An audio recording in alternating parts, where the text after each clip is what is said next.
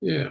Yeah. Jean, could you just talk a little bit about the structure of the course? So we have 5 clusters. It's separated out into 5 clusters. We have cluster 1, for example, where we're looking at the legislation, the code of practice, the marriage forms, the script and order of service, just all of the basic information that you need to know before you actually set out to marry a couple. We talk about the initial contact. We talk about checklists that you put together so you understand what sort of questions to ask clients.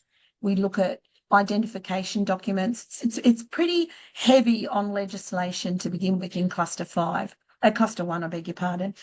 Then in cluster 2, there are questions that test your knowledge on what you have already learnt in cluster 1, easily answered by having the resources on hand.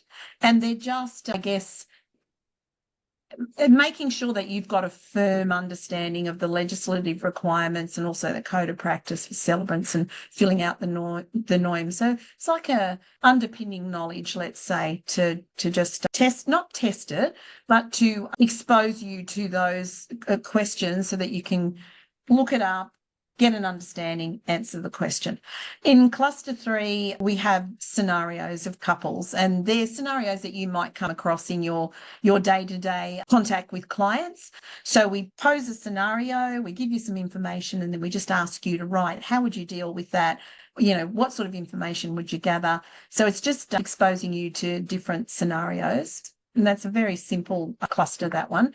Cluster 4, you're building your business documents. So with all that you've learnt in cluster 1, you're then going to build your business documents. And these are the tools that you need as a celebrant, like an initial contact checklist. What questions do you need to ask when a couple rings you? You actually build that in cluster 1 and you polish it in cluster 4. Checklists, invoices, T's and C's. Just we take you through all of the business documents you need to have ready to go as a celebrant. By the time you get to the end of cluster 4, you have an information pack ready. We're going to ask you to research poems and rituals and, write a few scripts on welcomes, just so that you have a little portfolio of information that you can draw on when a client calls you. So by the time you finish cluster 4, although you're not authorised to do so, you can get a call from a client and they say, hey, Kathy, hey, Michelle, we'd like to book you for our celebrant next year. Can you send us your information pack? You've already built it in cluster 4. So that's what the build-up is in that. And then in cluster 5, it's actually mock ceremonies.